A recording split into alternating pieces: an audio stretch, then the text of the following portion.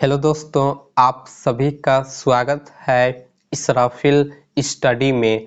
आज के इस वीडियो में हम एलसीएम और एचसीएफ दोनों निकालना सीखेंगे एक साथ, इसीलिए इसे अच्छे तरीके से समझिएगा।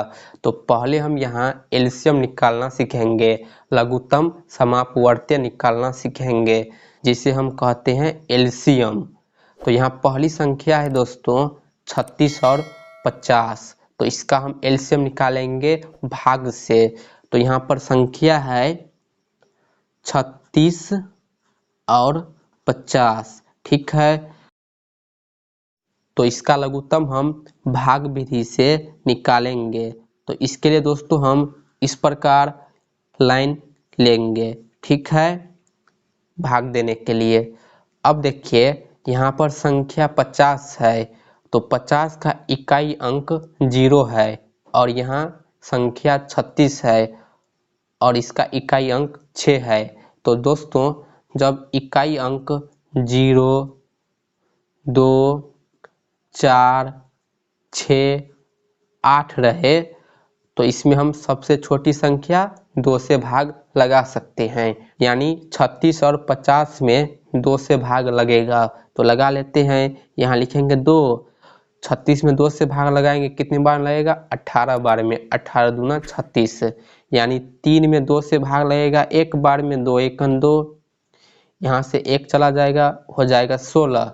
16 2 से भाग लगेगा 8 बार में, 8 दूनी 16, 18 हो गया। यहाँ पर 50 है, 2 से लगेगा 25 बार में, 25 दूनी 50, ठीक है। 2 दूनी 4, यहाँ से 1 चला जाएगा 10, 10 2 से भाग लगेगा 5 बार में, 5 दूनी 10, यानी 25 दूना 50 होगा। अब यहाँ देखिए इसका इकाई अंक 8 है, तो ये अभी भी 2 से भाग लगेगा, तो फिर से हम यहाँ 2 से भाग लगाएंगे। तो 18 में 2 से भाग लगेगा 9 बार में, 9 दूनी 18। अब यहाँ देखिए 25 है, तो 25 2 से भाग नहीं लगेगा, तो इसे हम ज्यों का त्यों उतारेंगे।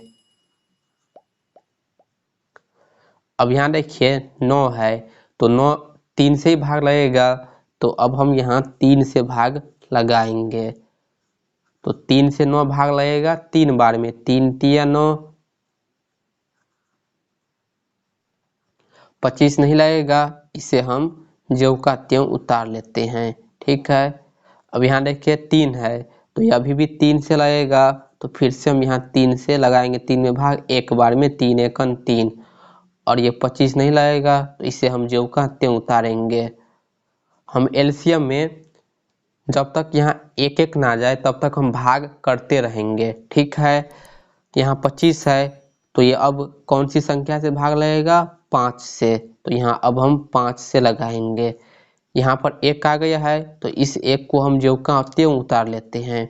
25 में 5 से भाग लगेगा कितनी बार में? 5 बार में, 5 25, ठीक है। यहाँ देखिए 1 1 नहीं आया है, 5 अभी भी है, तो हम फिर से इस 5 में 5 से भाग लगा सकते हैं, ठीक है। यहाँ 1 है, 1 को हम ज्यों का त्यों उतारेंगे।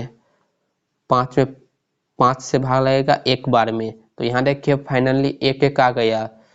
तो दोस्तों 36 और 50 का लॉसर निकालने का प्रक्रिया समाप्त हो गया। तो यहाँ से अब हम लिख सकते हैं कि 36 और 50 का लॉसर बराबर होगा दोस्तों, यहाँ इस तरफ जितनी भी संख्या है ना, इन सभी को हम गुना कर देंगे, तो इसका एलसीएम निकल कर आ जाएगा लॉसर। तो यहाँ संख्या है 2 गुने 2, तो इसे हम गुना करके लिख लेते हैं। यहाँ लिखेंगे 2 गुने 2, उसके बाद क्या है 3 गुने 3, गुना करके लिखेंगे 3 गुने 3, फिर 5 गुने 5, ठीक है। अब इसे गुना कर लेते हैं, 5 25, 25 को 3 से गुना करेंगे, 25 तिया 75, 75 को 3 से गुना करेंगे 225, 225 को हम 2 से गुना करेंगे तो 450 होगा, और 450 को फिर से हम 2 से गुना करेंगे तो 900 होगा। तो दोस्तों 36 और 50 का लॉसर जो है वो 900 होगा, ठीक है। तो इस प्रकार हम भाग विधि से लॉसर एलसीएम निकालते हैं। अब देखिए हम 36 और 50 का महत्तम समापवर्तक यानी HCF मौसक कैसे निकालते हैं। तो यहाँ संख्या 36 और 50 है, तो इसमें से दोस्तों कौन सी संख्या बड़ा है, 50 बड़ा है। तो यहाँ हम लिख लेते हैं 50 और छोटी संख्या है 36। तो हम भाग विधि से मौसक निकालेंगे तो बड़ी संख्या में हम छोटी संख्या से भाग देंगे, यानी 50 में हम 36 से भाग देंगे। तो चलिए हम यहाँ भाग कर लेते हैं। 36 से 50 में भाग लगेगा कितनी बार में, एक बार में। 36 दूना 72 होता है जो कि 50 से बड़ा हो जाएगा, इससे छोटा या हम बराबर लेंगे। तो एक बार में लगेगा 36 एकन 36, ठीक है। अब इसे हम घटा लेंगे, 0 में से 6 नहीं घटेगा, हासिल लेंगे 10, 10 में से 6 घटाएंगे 4, ठीक है। यहाँ बाकी हो गया 4, 4 में से 3 घटाएंगे 1। तो ध्यान दीजिए 36 भाजक है, 50 भाज्य है, 1 भागफल है और 14 जो है वो शेषफल है। तो दोस्तों जब हम भाग विधि से मौसक निकालेंगे तो शेषफल जो है वो हमारा 0 आना चाहिए। तो यहाँ शेषफल 14 आया है, 0 नहीं आया है। तो इसके लिए हम क्या करेंगे, फिर से ये जो शेषफल है ना, इससे हम भाग देंगे हमने जिस संख्या से पहले भाग दिया है उस संख्या में। तो यहाँ हमने पहले 36 से भाग लगाया था, तो उसमें हम शेषफल से भाग लगाएंगे 36 में, ठीक है। तो 14 से 36 में भाग लगेगा 2 बार में, 14 दूना 28। तो यहाँ लिख लेते हैं 28। 16 में से 8 घटाएंगे 8 होगा, यहाँ बाकी हो गया 2, 2 में से 2 घटाएंगे 0 यानी कट गया। अब देखिए यहाँ शेषफल 8 है, 0 नहीं आया है। तो फिर से हम इस 8 से दूसरी बार जिस संख्या से भाग लगाया था उसमें भाग लगाएंगे। तो हमने दूसरी बार 14 से भाग लगाया था, तो इसमें अब हम 8 से भाग लगाएंगे। तो 8 से 14 में भाग लगेगा एक बार में, 8 एकन 8। तो यहाँ लिखेंगे 8, 14 में से 8 घटाएंगे तो 6 होगा। यहाँ देखिए अभी भी शेषफल 0 नहीं है, 6 है। तो फिर से हम क्या करेंगे, 6 से कौन सी संख्या में भाग लगाएंगे, 8 में, अगली वाली भाजक में लगाएंगे शेषफल से भाग। तो यहाँ लिखेंगे अब 8, 8 में 6 से भाग लगाएंगे, कितनी बार लगेगा, एक बार में, 6 एकन 6, घटाएंगे तो 2 होगा, ठीक है। यहाँ देखिए शेषफल 2 है, 0 नहीं आया है। तो फिर से हम शेषफल यानी 2 से 6 में भाग लगाएंगे। तो दोस्तों 2 से 6 में भाग लगेगा कितनी बार में, 3 बार में, 2 तिया 6। तो यहाँ लिख लेते हैं 6, 6 में से 6 घटाएंगे तो कितना होगा, 0। तो यहाँ देखिए दोस्तों 0 ये क्या है, शेषफल है, यानी शेषफल जो वो 0 आ गया। इसका मतलब ये है कि हमारा आंसर आ गया।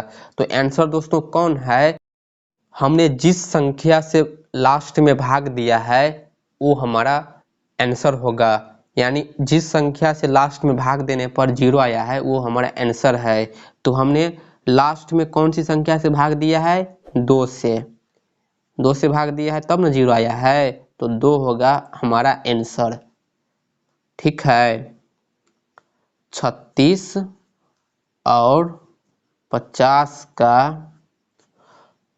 महत्तम समापवर्तीय मौसक है वो कितना है, 2 है। यह है इसका आंसर।